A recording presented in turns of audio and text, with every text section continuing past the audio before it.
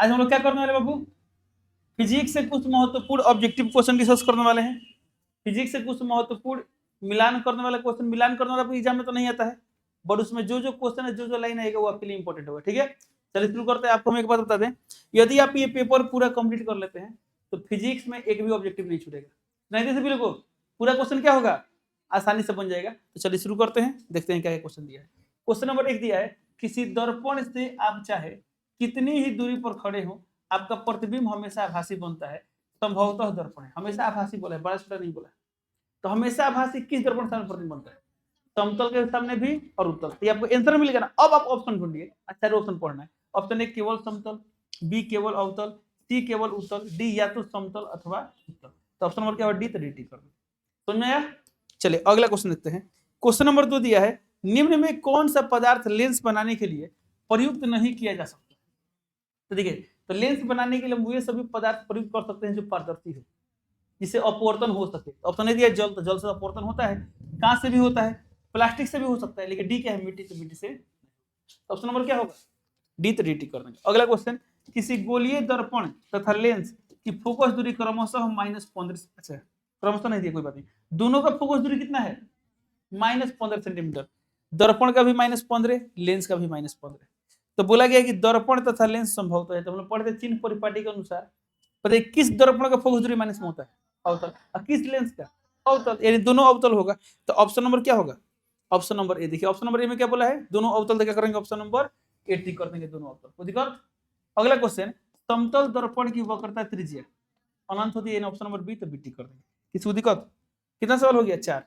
आप मिलाते चलेंगे लोग, कहे बनाए लो ना अपने से। चलिए अगला सवाल, दाढ़ी बनाने में दर्पण उपयुक्त होता है, कौन दर्पण, अवतल। ऑप्शन नंबर क्या है, तो टिक कर देंगे। अगला, स्पेक्ट्रम में किस रंग की किरण का झुकाव अधिक होता है, बैगनी पढ़े, बेजानी हो पीनाला। तो सबसे कम झुकाव किसका होता है, सबसे अधिक झुकाव किसका होता है, बैगनी। इसमें बोला सबसे अधिक झुकाव, तो ऑप्शन नंबर क्या होगा, डी। इसका कॉन्सेप्ट पूरा पता है ना।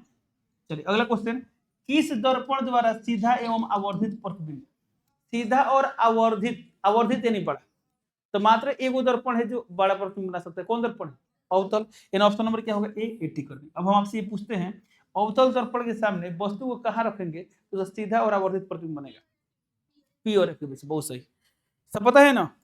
अगला क्वेश्चन 8 नंबर दिया, यहाँ पर किस लेंस द्वारा सीधा एवं आवर्धित प्रतिबिंब बन सकता है। अभी दर्पण था तो दर्पण में था अवतल, तो लेंस में क्या होगा, उत्तल। प्रतिबिंब बनाने की प्रकृति की दृष्टि से देखें तो अवतल दर्पण वाले गुण कौन ले लेता है, उत्तल लेंस। पढ़ते रहो ना। तो एक ऐसे दर्पण का नाम बताइए जो वस्तु का सीधा और आवर्धित प्रतिबिंब बना सके, तो अवतल दर्पण बोलेंगे। एक ऐसे लेंस का नाम बताइए जो वस्तु को सीधा और आवर्धित प्रतिबिंब बना सकता है, क्या बोलेंगे, उत्तल लेंस। ऑप्शन नंबर क्या होगा, बी। तो बी टिक कर देंगे, सही है। अगला क्वेश्चन, किसी बिंब का वास्तविक प्रतिबिंब समान आकार का प्राप्त करने हेतु उत्तल लेंस के सामने कहां रखें, कहां रखें, उत्तल लेंस। तो सर उत्तल लेंस, तो लेंस है तो फोकस दूरी के 2 गुना, तो फोकस दूरी के 2 गुना यानी क्या होगा, वक्रता। हालांकि देखिए एक और बात, ऑप्शन के अनुसार ऑप्शन नंबर बी सही है, ठीक है। बट वक्रता केंद्र कहाँ होगा, फोकस कहाँ होगा, ये लेंस में फिक्स नहीं होता है, क्योंकि जो लेंस का फोकस दूरी होता है ना, उसके लिए फॉर्मूला होता है 1/f बराबर mu minus 1/r1 minus 1/r2। यानी ध्यान सुनिए, लेंस का जो फोकस दूरी होता है ना, उसका अपवर्तनांक पर भी निर्भर करता है, खाली वक्रता पर निर्भर नहीं करता है। लेकिन दर्पण में क्या था, f बराबर r/2, यानी सिर्फ वक्रता पर डिपेंड करता है। पर कोई बात नहीं, ऑप्शन के अनुसार कौन सी होगा, बी। तो हम लोग बी टिक करते हैं, किसी दिक्कत इसमें, एक डाउट। लेकिन एक और बात बोले, ऐसे परिस्थिति में आप क्या करेंगे लोग, सवाल स्किप करेंगे लोग, मेरी बात में रहे ना। आप जो स्पष्ट पढ़े हैं वो मिलेगा तो टिक करेंगे, नहीं तो टिक नहीं करेंगे। इस बात का आप ख्याल रखेंगे, समझ में को। तो ये वाला तीसरा, ये फॉर्मूला तो पढ़े नहीं है, तो 10th का नहीं, ये 12th में पढ़ना है। कहाँ पढ़ना है, 12th क्लास में पढ़ना है, ठीक है। तो कोई बात नहीं, आगे बढ़ते हैं। क्वेश्चन नंबर देखिए 10 क्या दिया है, सामान्य दृष्टि के वयस्क के लिए सुस्पष्ट दृष्टि की न्यूनतम दूरी लगभग होती है, कितनी होती है। देखिए ऑप्शन दिया 25 देखे पहचान मत हो जाएगा, मीटर दिया है, गया 2.5 सेंटीमीटर नहीं 25 सेंटीमीटर होता है ना। ऑप्शन नंबर सी टिक कर देंगे, कोई दिक्कत। इसमें बहुत लोग गलती करते हैं। अच्छा इसी टाइप के क्वेश्चन बोले जहां पर स्टूडेंट गलती करते हैं। चलिए एक बार एक सवाल आया था, हालांकि 12th में आया था, किस क्लास में आया था, 12th में। और वहां पर जो क्वेश्चन था ना, चलिए उसी का आपके अनुसार क्वेश्चन बनाते हैं, ठीक है। क्वेश्चन था, निर्वात में प्रकाश की चाल होती है, ठीक है। Option number A 3 × 10⁸ centimetre per second. Option number B 3 × 10⁻10 centimetre per second. Option number C 3 into 10⁻12 centimetre per second. Option number D ऐसे ही उस क्वेश्चन सब क्या होगा 6 सेंटीमीटर। ऑप्शन नंबर बी होगा ना। अब बहुत लोग क्या बेचैन होंगे, टिक कर दिए होंगे, एक है 3 इंटू 10⁻12, यो तो देखो मात्रक क्या है, तो इसलिए सब पे ध्यान देंगे लोग। कितना समझ में गया? अच्छा अभी भी कितना सोचे थे कि ये होगा, नहीं सोचे हैं लोग ना, तब बढ़िया है। यदि आप मीटर पर सेकेंड होता तब नहीं होता, अच्छा यही किलोमीटर प्रति घंटा होता तो 3 × 10⁻5 होता था। ये सब ख्याल रखेंगे लोग, क्योंकि जब आपको 80 में 40 ऑब्जेक्टिव बनाना था, हबड़ा का कोई गलती ना हो, 40 में 40 ही होना चाहिए, इसलिए हबड़ा नहीं है। ठीक है, अगला क्वेश्चन है, अभिनेत्र लेंस की फोकस दूरी में परिवर्तन किया जाता है, किसे किया जाता है? पश्चिमाभि। इसका एक और नाम क्या है? सिलियरी मांसपेशी। एक और नाम नहीं, उसे इंग्लिश में सिलियरी बोलते हैं, पढ़े लो ना। तो ऑप्शन नंबर बी हुआ तो बी टिक कर देंगे। अगला क्वेश्चन, मानव में निम्न में से किस भाग पर प्रतिबिंब बनता है? कहां बनता है प्रतिबिंब? रेटिना यानी दृष्टिपटल। ऑप्शन नंबर क्या हुआ? डी, तो डी टिक कर देंगे। सही है। अगला क्वेश्चन, किसी लेंस का आवर्धन बराबर होता है एम, तो दर्पण होता है तो -v/u और लेंस है तो v/u। ऑप्शन नंबर क्या होगा? ऑप्शन नंबर डी, तो डी टिक कर देंगे। सही है। अगला क्वेश्चन, गोलीय दर्पण में फोकसांतर, फोकसांतर यानी फोकस दूरी बोल रहे हैं, ठीक है। फोकसांतर और वक्रता त्रिज्या के बीच संबंध होता है, तो एकदम आसान सवाल है। ए बराबर क्या होता है? r/2 N. ऑप्शन नंबर क्या होगा? सी, तो सी टिक कर देंगे। सही है।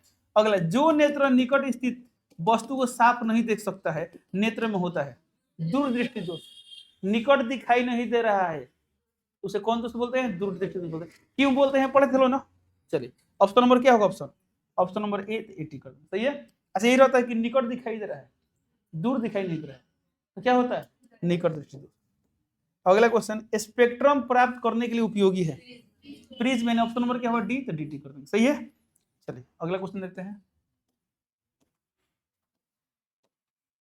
चलिए 17 नंबर दिखा दिया यहाँ पर, तरल सूक्ष्मदर्शी में किसका उपयोग होता है बताइए? उत्तल लेंस। ऑप्शन नंबर क्या होगा? ऑप्शन नंबर डी, डी टिक कर देंगे। अच्छा, उत्तल लेंस का और क्या क्या नाम है पता है ना? आवर्धक लेंस और कैसी? अच्छा, वो आवर्धक लेंस हो गया, और अपसारी की अभिसारी, अभिसारी लेंस तो पढ़े लो ना। चल भाई बढ़िया। अगला है, प्रकाश के परावर्तन के कितने नियम है? कितना नियम है? 2। ऑप्शन नंबर बी टिक कर देंगे। समतल दर्पण द्वारा बना प्रतिबिंब होता है, काल्पनिक होता है। ऑप्शन नंबर बी, तो बी टिक कर देंगे। यहीं पर अवतल होता तो ए और बी दोनों हो जाता, समझ रहे हैं ना। देखते हैं अवतल में वास्तविक काल्पनिक दोनों होता है, उतल रहता तो तभी सिर्फ काल्पनिक होता, बस में रहे ना। अच्छा, यहाँ पर अवतल लेंस होता तो काल्पनिक होता है, अवतल लेंस में सिर्फ काल्पनिक बनता है, उतल लेंस होता तो दोनों। तो देखिए, जब भी कोई क्वेश्चन आए, मान लेते देखिए आपको पता है, ठीक है, नहीं पता है तो सिर्फ यही सीखने की कोशिश मत करें, क्या करें? इसके रिलेटेड जो है सब सीख लें, समझ रहे हैं ना।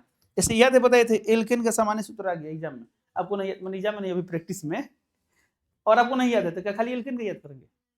एल्केन एल्केन लिखेंगे, खाली तीनों में क्या था? सीक्वेंस था कि हाइड्रोजन में दो घटाते जाते हैं, पढ़े हैं ना, तो या तीनों एक साथ याद करना आसान होता है। ठीक है, चलिए अगला क्वेश्चन, किसी माध्यम का अपवर्तनांक होता है, बताइए क्या होगा? ऑप्शन नंबर क्या होगा? ए, टिक कर देंगे। सही है। प्रकाश के अपवर्तन के कितने नियम होते हैं? 2। ऑप्शन नंबर बी, तो बी टिक कर देंगे। सही है। मानव नेत्र में किस प्रकार का लेंस होता है? उत्तल लेंस। ऑप्शन नंबर ए, तो ए टिक कर देंगे। कोई दिक्कत?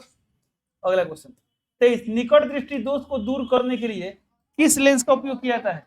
अवतल लेंस। ऑप्शन नंबर क्या होगा? ए, टिक कर देंगे। दूरदृष्टि दोष को दूर करने के लिए उत्तल, इस डॉट डॉट मैंने वही बात है, ऑप्शन नंबर बी, तो बी टिक कर देंगे। तो निकट के लिए अवतल, दूरदृष्टि दोष के लिए उत्तल, जरा दूरदर्शिता के लिए बाइफोकल। ऑप्शन नंबर क्या होगा? डी, तो डी टिक कर देंगे। सही है। अबिंदुकता के लिए बेलेनिकार लेंस, बहुत सही।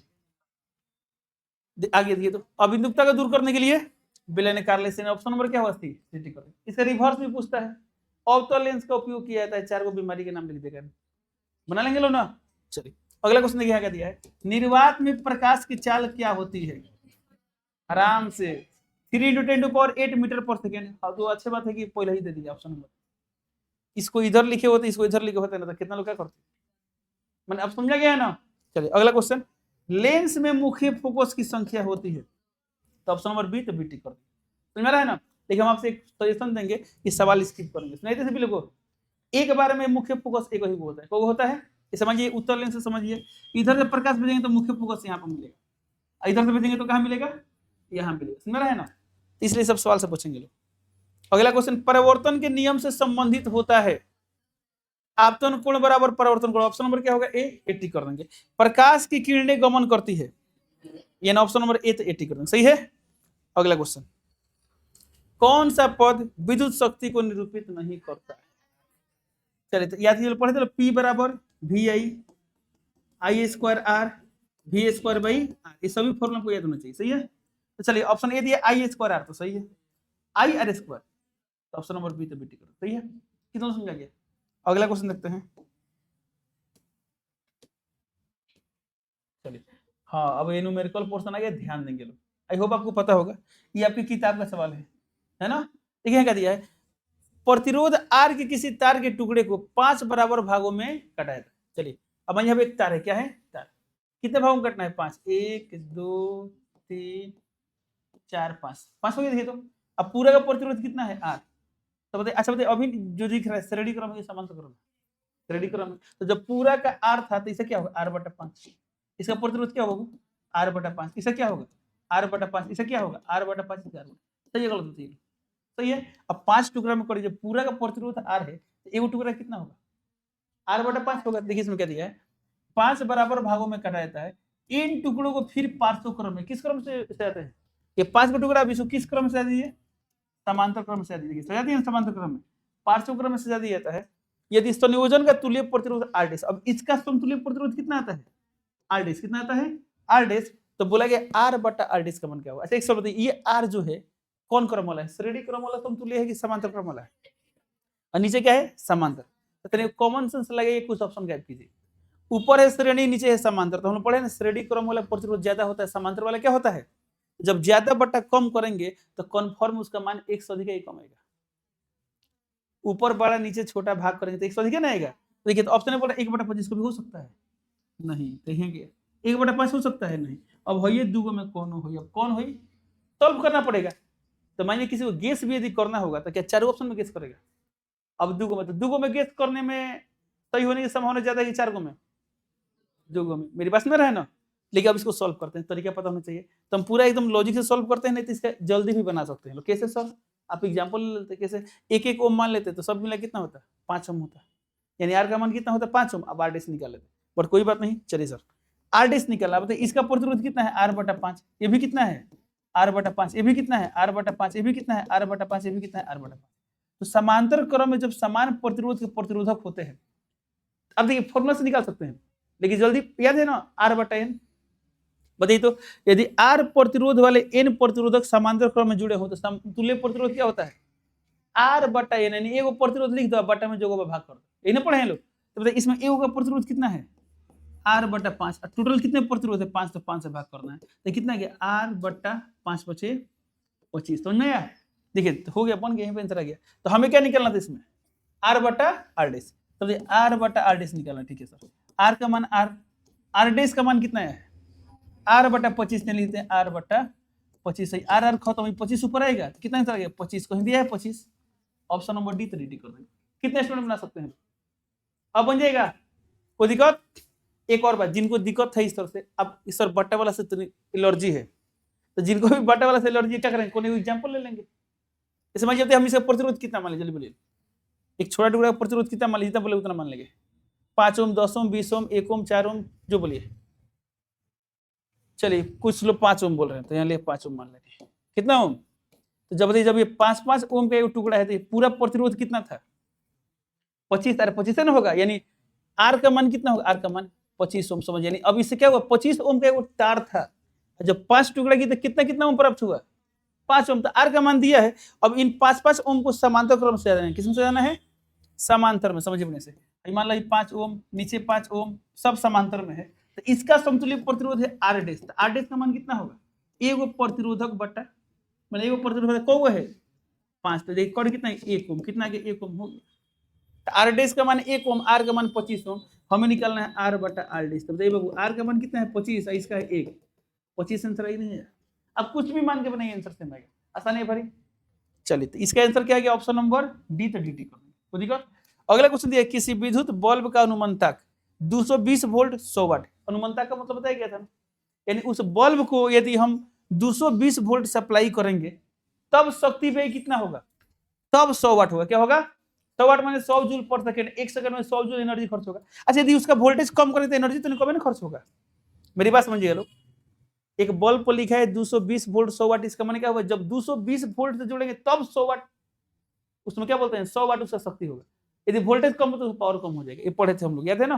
बोले देखिए 220 वोल्ट पर 100 वाट है, तो बोले जब इस समय 110 वोल्ट पर प्रचालित करते हैं तब इसका शक्ति कितनी होती है।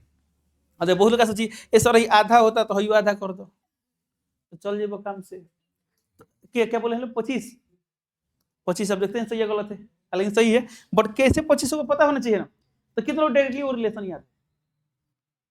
याद है कि जैसे देखिए सिंपल V1 पर P1 काम कर रहा है तो V2 पर P2 काम करे तो क्या रिलेशन आएगा। पढ़े हैं लोग, देख भाई रिलेशन याद है तो ठीक, नहीं याद है ना तो आप निकाल सकते हैं। कैसे निकालना सर, तो V और P में क्या संबंध होता है याद कीजिए लोग। पढ़े लोग P बराबर सर VI भी होता है, V स्क्वायर बाई R भी होता है और I स्क्वायर R होता है। ठीक है, अब इसमें V वाला बात है तो V वाला लेंगे, तो सर V दो में है, एगो VI में है एगो V स्क्वायर बाई R में है, कौन उचित रहेगा लेना, R वाला। क्यों भाई, देखिए V बदलता है तो I भी बदलता है, इसमें कोई नियतांक है। इसलिए सर V को 2 गुना करता है कितना गुना होता है, सर ये 2 गुना तो गड़बड़ होगी। बोला क्या है V बदलने से हयो बदल जाता है, लेकिन इसमें ये तो भाई R क्या है नियतांक है। अब ठीक है, जब वोल्टेज 2 गुना तो हई कितना होगा 4 गुना, जब वोल्टेज आधा है तो कितना होगा 1/4 गुना, समझ रहा है ना। इसलिए ये बेहतर, क्यों, क्योंकि R क्या है नियतांक, कितना हो वोल्टेज बढ़ाएं घटाएं प्रतिरोध चेंज होगा नहीं। ओम के नियम में प्रतिरोध क्या था, एक नियतांक था, पढ़े चलो ना, तो हई फॉर्मूला बेहतर है। तो चलिए अब यह देखिए ध्यान से, इसके लिए P बराबर हम पढ़े हैं V स्क्वायर बाई R। ठीक है, अब देखिए जब P1 रहे तो ये V1 होगा, प्रतिरोध वही रहे, जब P2 आए तो क्या होगा ये V2 स्क्वायर बटा R, दोनों को भाग कर दें तो क्या होगा R R खत्म। तो फॉर्मूला क्या गया P1 बाई P2 बराबर V1 बाई V2 का होल स्क्वायर, सही है गलत। तो फाइनली क्या फॉर्मूला निकला, P1 बाई P2 बराबर V1 बाई V2 का होल स्क्वायर। कुछ याद आया, अब मान रखिए, देखिए यहाँ बोर्ड पर आराम से, V1 का मान कितना है 220, तो जहां V1 की तरफ होते हैं 220, सही है, बटा V2 का मान कितना है 110 वोल्ट, तो 110 वोल्ट, स्क्वायर है तो स्क्वायर। P1 का मान कितना है सर 100 वाट, तो 100 वाट। अब P2 का मान नहीं पता, ही तो निकलना है, तो बन जाएगा भाई 0 0 खत्म, 11 दूना 22, 2 का स्क्वायर 4, तो 100 बटा P2 बराबर कितना है तो 4, तो 4 25 है 25 1, तो P2 गुणा करते तो P2 बराबर कितना है 25, तो 25 वाट। ये ऑप्शन नंबर क्या होगा डी, तो dt करना है। कुछ समझ में आया, अब बन जाएगा। चलिए अगला क्वेश्चन देखिए ध्यान से, भाई ऐसे ये भी न्यूमेरिकल है, देखते हैं, तो इसको छोटा करते हैं, है ना असाइनमेंट सभी लोगों के पास। चल देखिए ध्यान से, इधर थोड़ा सा बनाते हैं इसको। ठीक है, यहाँ पर 2 चालक तार जिनके पदार्थ लंबाई तथा व्यास समान है। हेलो, 2 चालक तार है, पदार्थ सेम, लंबाई सेम, व्यास सेम। पदार्थ सेम माने यदि एक तार कॉपर का है तो दूसरा भी किसका है, यदि पदार्थ अलग होता है वो कॉपर थे वो चांदी। तो इसमें क्या है पदार्थ सेम है ना, लंबाई सेम है, इन दोनों का लेंथ बराबर, व्यास सेम है, इन दोनों का मोटाई भी क्या होगा बराबर होगा। तो जब लंबाई पदार्थ व्यास सब सेम है तो दोनों का प्रतिरोध क्या होगा सेम होगा। ये लाइन पता है क्यों बोला है, सिर्फ इसलिए ना कि दोनों तार का प्रतिरोध क्या है समान है। ठीक है, किसी विद्युत परिपथ में पहले श्रेणी क्रम में, पहले किसमें बुलाते हैं श्रेणी क्रम में। मानिए मेरे पास 2 तार है, एक तार है थे दूसरा है थे, दोनों का कुछ प्रतिरोध होगा ना, तो इसका प्रतिरोध R, इसका R, दोनों सेम का है लिए, इसमें बोला दोनों का प्रतिरोध क्या है सेम है। तो पहले श्रेणी क्रम किसमें जुड़े हैं किसी विद्युत परिपथ में। चलिए उस विद्युत परिपथ का सप्लाई वोल्टेज कितना मान लेते हैं V है, कितना वोल्टेज सप्लाई किया गया है V, देख ले इधर से भी लोगों, इन दोनों को सीधों के बीच अंतर क्या है V है। ठीक है, अब ये विद्युत परिपथ में ऐसा सिचुएशन दिया है, फिर क्या बोला गया है, चलिए पहले श्रेणी क्रम में और फिर पार्श्व क्रम में। पहले किस क्रम में जोड़ा गया था श्रेणी, फिर बाद में इन्हीं को हम किसमें जोड़ते हैं पार्श्व। तो गौर करेंगे R, तो भी देखिए क्या है R, पार्श्व क्रम में चीज वही है भी, देख रहे सभी लोग, अरे वही ना परिपथ होना चाहिए, जो यहाँ पर वोल्टेज था वही वोल्टेज होना चाहिए। अब देखिए इसमें क्या दिया है, श्रेणी क्रम तथा पार्श्व क्रम में उत्पन्न उष्माओं का अनुपात क्या हो गया, हमें उष्मा का अनुपात क्या निकालना है। इसमें भी उष्मा उत्पन्न, इस उष्मा को हमने H1 मान लिया, इसमें उष्मा उत्पन्न इसमें क्या मान लिया H2 मान लिया। अब हमें निकालना है H1/H2, क्या निकालना है हमें दोनों का अनुपात निकालना, नहीं H1/H2 निकालना। चलिए थोड़ा सा देखते हैं क्या। अब बताइए इसमें कुछ धारा, धारा क्या मान लेते हैं I, इसमें धारा क्या मान लेते हैं I। अब बताइए ध्यान से निकालो, इसमें I कांस्टेंट है, उसमें क्या कांस्टेंट है V कांस्टेंट है। ये सिंपल H निकालना, कौन फॉर्मूला, जो फॉर्मूला बोलेंगे उसे बना देंगे। आई स्क्वायर आर टी से बनाए कि V square by R T से बनाए कि वी आई टी से बनाए? जो बोलिए आई स्क्वायर आर टी बोले हैं। चलिए शुरू करते हैं। सर बोलो सर इससे बनाइए आई स्क्वायर आर टी। गौर करेंगे लोग, क्या दोनों में धारा का मान सेम होगा? नहीं होगा। इसमें धारा कम जाएगी, इसमें प्रतिरोध ज्यादा, उसमें धारा क्या होगा? अधिक। इस आई को हम आई वन मान लेते, क्या मान लेते हैं? आई टू। अब देखिए आप लोग इसी से बनाने के लिए बोले हैं, इससे हम बना रहे हैं, ठीक है। तो धारा अलग अलग देना पड़ेगा। चालाकी क्या होता है? भी से बनाना। बोलिए कैसे?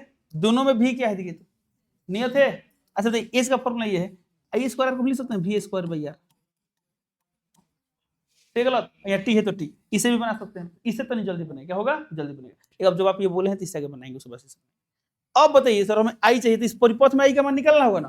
तो बताइए आई का फॉर्मूला क्या होता है? यहाँ आई वन लिखेगा, यहाँ आई वन भी बाई आर। आई का फॉर्मूला क्या होता है?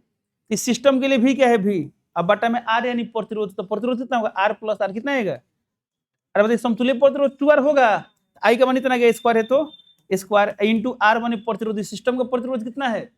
2r। तो यहाँ 2r इंटू टी, तो टी तो खैर सेम रहेगा, सही है। अब इसमें देखिए कोई कैंसिल होगा? नहीं, हो गया, बस इतना ही बनते हैं। इसमें H2 निकालिए, क्या होगा formula? I square R T. तो यहाँ पर आई क्या होगा? I two square R T. R क्या है? समतुल्य प्रतिरोध। ई ना क्या हो, यार रख देनी ना, यार का समतुल्य प्रतिरोध। चल नहीं तो पी, पी माने पैरेलल पढ़े थे लोग, भाई एस माने सीरीज, बुझाई नो। आर एस का मान इतना गया, अब आर पी निकालना। तो आई का फॉर्मूला क्या था? V by R. इस सिस्टम का भी है, अब बटा आर माने प्रतिरोध। इस सिस्टम का कुल प्रतिरोध कितना है?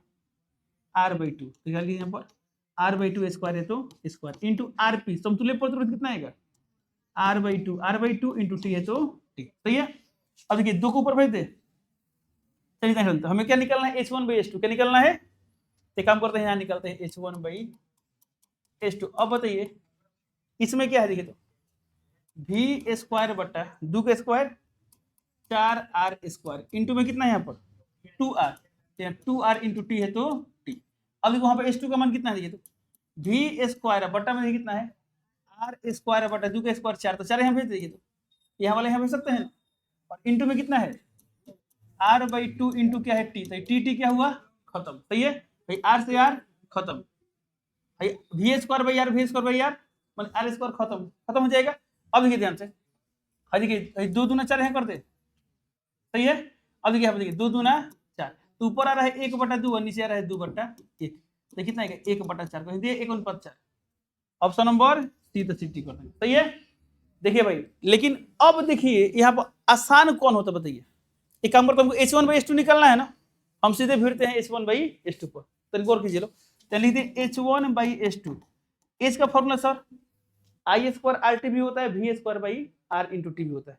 तो यहाँ V square by R into T लगाना क्यों उचित है? कि दोनों में देखो, यहाँ पे भी है, यहाँ पूरा सिस्टम का विभवांतर कितना है, और यहाँ पे सिस्टम का विभवांतर क्या है? भी। तो भी सेम है, बट धारा अलग अलग है। तो कोशिश करना जो चीज सेम है ना, उससे जब अनुपात निकालते तो सेम सेम क्या होता है?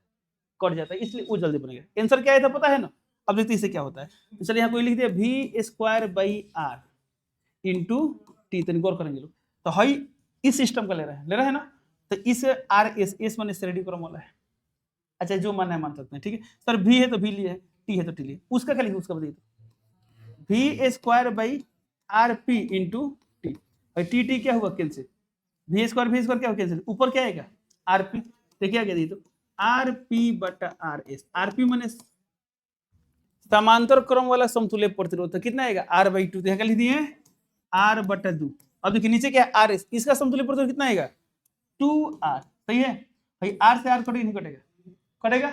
या बटा में एक मान लेते, एक ऊपर आएगा एक, 1/2 दूना 4। ऑप्शन क्या आ गया? सी। तो बताओ कौन आसान था? V square by R T से बनाना आसान है कि आई स्क्वायर आर टी से?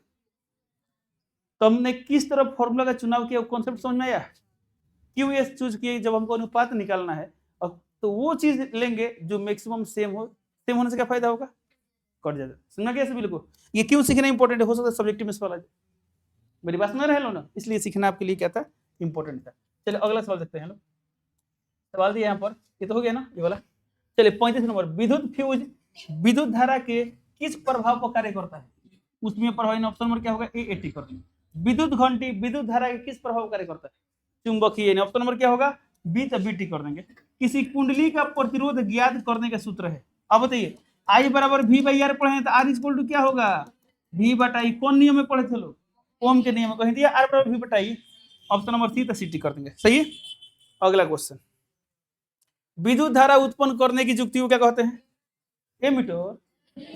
अरे भाई, विद्युत धारा उत्पन्न बोला है तो जनित्र होगा, ये ऑप्शन नंबर ए। ये रहता विद्युत धारा मापने वाली युक्ति को, तब एमीटर। भाई तो पूरा क्वेश्चन आप पढ़ लो लोग।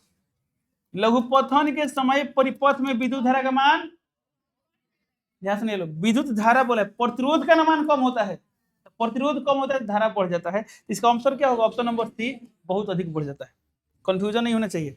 विद्युत शक्ति का स्थायी मात्रक क्या होता है? वाट। वाट वाट। विद्युत बल्ब का तंतु यानी फिलामेंट किसका होता है? टंगस्टन। Option number C. हमारे घरों में जो विद्युत आपूर्ति की जाती है वह, पहला बात की 220 वोल्ट तक होता है, तो दिष्ट होता है कि प्रत्यावर्ती होता है? प्रत्यावर्ती। इन ऑप्शन नंबर क्या होगा? सी। तो सी टी कर देंगे, सही है। अगला प्रश्न ध्यान देंगे, बहुत इंपॉर्टेंट क्वेश्चन है सब। VIR में संबंध, ऑप्शन नंबर सी। तो सी टी कर दो, सही है। 100 वाट का विद्युत बल्ब 250 वोल्ट के विद्युत मेन से जोड़ा जाता है, प्रवाहित धारा का मान क्या है? एकदम सिंपल आसान न्यूमेरिकल है।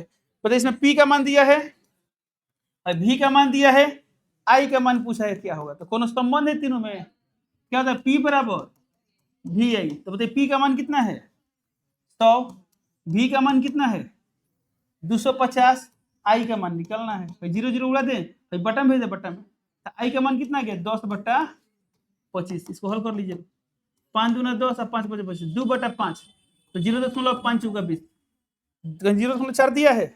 Option number B. तो बीटी कर देंगे, सही है। अगला क्वेश्चन, उधर उधर चलना है ना। चलिए देखते हैं क्वेश्चन नंबर 45। बताइए बाबू, जब किसी चालक तार से विद्युत धारा प्रवाहित होती है तो गतिशील कण होते हैं, क्या होते हैं? इलेक्ट्रॉन। यहाँ देखिए चालक तार बोला है, क्या बोला है? चालक तार। विद्युत अपघट्य होता तो क्या होता है? आयन होता। क्या होता है? उसमें तारवा में जाता है इलेक्ट्रॉन, और जो पनिया जो होता है ना, पनिया विलयन, उसमें क्या चलता है? आयन। पढ़े थे NaCl का button, sodium ion, chlorine ion, sorry chloride ion, क्या बोलते उसे? क्लोराइड आयन बोलते हैं, ठीक है। क्लोरीन आयन की chloride ion, chloride ion Cl-। कुछ याद आया? क्लोर क्षार प्रक्रिया याद है, भूल गए? सब प्रोसेस पता है ना सब? बहुत बढ़िया। देखिए यहाँ पर इसका आंसर क्या होगा बाबू? Option number D. तो डी कर देंगे। अगला, किसी बल्ब से 1 मिनट में 120 कूलम आवेश प्रवाहित हो रही है, बताइए। तो 1 मिनट यानी 60 सेकंड में कितना कूलम? 120 कूलम धारा का मान। आई का फॉर्मूला क्या था? Q/T। पढ़े लोग? तो Q का मान कितना है? 120 कूलम, और T का मान कितना है? 60 सेकंड। तो कितना गया? 2 एम्पियर। ऑप्शन नंबर क्या होगा? बी। तो BT कर देंगे। अगला क्वेश्चन, प्रतिरोध का स्थायी मात्रक क्या होता है? ओम। Option number C. प्रतिरोधकता का स्थायी मात्रक ohm metre. Option number A. विशिष्ट प्रतिरोध का स्थायी मात्रक ओम मीटर, बहुत सही। विद्युत धारा की माप किससे की जाती है? ए मीटर से। ऑप्शन नंबर क्या होगा? बी। तो ये बताइए एमीटर को किस क्रम में संयोजित किया जाता है? श्रेणी क्रम में, बहुत सही। बताइए किस उपकरण में धन और ऋण चिन्ह नहीं होता है? ऑप्शन है एमीटर में होता है, वोल्ट मीटर में होता है, कुंडली में, विद्युत सेल में होता है। ऑप्शन नंबर सी हुआ कुंडली, कुंडली में नहीं होता है। अगला, किसी बल्ब से 220 वोल्ट पर 2 एम्पियर धारा प्रवाहित हो रही है, फिलामेंट का प्रतिरोध क्या होता है? आर का फॉर्मूला क्या होता है? V/I। पढ़े लोग? पढ़े लो ना। तो V का मान कितना है? 220 वोल्ट, और I का मान कितना है? 2 है। कितना गया? 110। इन ऑप्शन नंबर क्या होगा? बी। तो BT कर देंगे, सही है। अगला क्वेश्चन, चलो अब लास्ट है कि ना।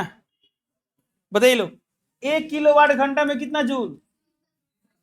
3.6 × 10⁻⁶। ऑप्शन नंबर क्या होगा? बी। तो BT कर देंगे। अच्छा ये कैसे आता है पता है ना? अरे पता है ना। चलिए अगला, 1 वोल्ट कहलाता है 1 जूल पर सेकेंड। ऑप्शन नंबर ए। अच्छा ये कैसे आता है पता है? कूलम होगा। हाँ जूल पर कूलम होगा ना। हाँ जूल पर कूलम। देखिए इसलिए ना बोलते, सुनिए, हेलो, याद करने पर डिपेंडेंट मत रहिए, निकालिए क्या दिक्कत है। अब देखिए वोल्ट किसका मात्रक है? विभव का है या विभवांतर का है? तो क्या था फॉर्मूला? V बराबर W/Q। कितना आसान है। V माने विभव या विभवांतर, इसका सही मात्रक वोल्ट। 1 वोल्ट, इसका सही मात्रक जूल, इसका सही मात्रक कूलम। 1 जूल पर कूलम। कुछ बुझाया? आपको कितनों को निकालने से पता है? आता है ना, कोई दिक्कत? इसका आंसर जूल पर कूलम। ऑप्शन नंबर क्या होगा? बी। तो BT कर देंगे। समझ में आया? अगला क्वेश्चन, अमीटर यानी एमीटर को विद्युत परिपथ में किस क्रम में जोड़ा जाता है? ऑप्शन नंबर ए। 80 कर देंगे, सही है। अगला प्रश्न, वोल्ट मीटर को किस क्रम में? यानी ऑप्शन नंबर बी, तो बी टिक कर देंगे। अगला, ताप बढ़ने से चालक का प्रतिरोध बढ़ता है, ऑप्शन नंबर ए। और ताप बढ़ने से और चालक का प्रतिरोध घटता है, ऑप्शन नंबर बी। 58, गर्म जल प्राप्त करने के लिए हम सौर जल तापक का उपयोग किस दिन में नहीं कर सकते? ऑप्शन है धूप वाला दिन तो और अच्छा दिन है, प्रकाश आएगा तब ना काम करेगा। बादल वाले दिन में, गर्म दिन ये भी ठीक है, पवन वाले दिन, हवा से मतलब नहीं है, धूप से मतलब है, तो बादल वाले दिन में क्या होता है, धूप नहीं आता, इसलिए ऑप्शन नंबर क्या होगा, बी, तो बी टिक कर देंगे। कोई दिक्कत? अगला क्वेश्चन, निम्न में कौन जैव मात्रा ऊर्जा स्रोत का उदाहरण नहीं है? ऑप्शन नंबर सी, तो सी टिक कर देंगे, सही है। अगला क्वेश्चन, पवन ऊर्जा पवन विद्युत जनित्र में पवन चक्की की चाल कम से कम कितनी होनी चाहिए? तो ऑप्शन के अनुसार ऑप्शन नंबर क्या होगा, बी, लगभग 15 किलोमीटर प्रति घंटा। दिक्कत? तो इस तरह के कितने ऑब्जेक्टिव क्वेश्चन थे? 60। ये सब बायोलॉजी दिखा दे रहा है ना, बायोलॉजी, तो बायोलॉजी वाला बना लिए हैं लोग ना। चलिए इसको हम बाद में डिस्कस करते हैं, ऐसे देखे लो। अब ये सभी याद होने चाहिए। सर मिलान करने वाला सवाल तो नहीं आएगा, लेकिन आपकी नॉलेज रहेगा तो ऑब्जेक्टिव सवाल बन जाएगा। बताइए लो, लेंस की क्षमता का मिलान किससे होगा? डायोप्टर। लेंस की क्षमता का सही मतलब क्या होता है? डायोप्टर। विद्युत धारा का देखिए एम्पियर, ऑप्शन नंबर एफ, सही है। अब बताइए विभवांतर, वोल्ट, यानी ऑप्शन नंबर ई। प्रतिरोध का सही मतलब ओम, सही है। प्रतिरोधकता ओम मीटर, सही है। उष्मा ऊर्जा कार्य सबका सेम होता है, जूल, तो जूल, सही है। विद्युत शक्ति वाट, सही है। आवेश का कूलम, क्लियर? किसी दिक्कत? तो ये सब याद है ना, याद, मिलान से मतलब नहीं, बहुत याद हो चाहिए। लेंस की क्षमता के सही मात्रक, विद्युत धारा के सही मात्रक एम्पियर, प्रतिरोध का सही मात्रक वोल्ट बोल दिया ना। तो भाई आंख के साथ साथ कान भी एक्टिव किया, हमने इस पर हाथ रखा बट बोला क्या? प्रतिरोध। प्रतिरोध का सही मात्रक वोल्ट, ओम, सही है। मैंने सब याद है ना? बहुत ऐसे आप लोग। चलिए भाई अगला देखिए लोग, जल्दी बताइए लोग, ये भी इंपॉर्टेंट है। निकट दृष्टि दोष अवतल लेंस, दीर्घ दृष्टि दोष उत्तल लेंस, जरा दूरदर्शिता बाइफोकल, अबिंदुकता निकाल लेंस, सही है। अब देखिए लास्ट, देखिए भाई, हाँ ये मुझे दिखेगा। बताइए साइड मिरर में उत्तल दर्पण पढ़े लो ना, सौर भट्टी में अवतल दर्पण, चेहरा देखने में समतल, हालांकि अब इसमें भी देख सकते हैं, ठीक है। हजामती दर्पण में अवतल, सही है। चलिए आवर्धक लेंस उत्तल लेंस, बहुत सही। अभिसारी लेंस उत्तल लेंस, उत्तल लेंस होता है अभिसारी। अपसारी लेंस अवतल लेंस, चलिए। अभिसारी दर्पण अवतल दर्पण, राइट। अवतल दर्पण यानी बोले तो बी, सही है। चलिए अपसारी दर्पण, अपसारी दर्पण उत्तल दर्पण, ठीक, सही है। गरम चश्मा, गांधी जी के चश्मा नहीं, तप्त जल का निकास मार्ग यानी क्या होगा? कितना समझ आ गया? सब याद था आप लोग को? नहीं याद है तो याद कर लेंगे लोग, ठीक है। चलिए देखिए लोग, अब देखिए जगह हम तो खाली छोड़ते नहीं है भाई, सुन ले, हेलो, तुमको जगह आना बजे चाहिए। यहाँ पर तनिमुन जगह था, क्या किए हैं? पॉइंट लिखे हैं। दृश्य, दृश्य प्रकाश में डैश डैश वर्ण, वर्ण माने रंग का तरंगदैर्ध्य अधिकतम होता है, लाल से लाल। किसी को दिक्कत? तो चलिए इस तरह ये होता है ऑब्जेक्टिव कंप्लीट। किसी दिक्कत है? कोई भी डाउट? चलिए कितनों के पूरा भी क्लियर है, याद है?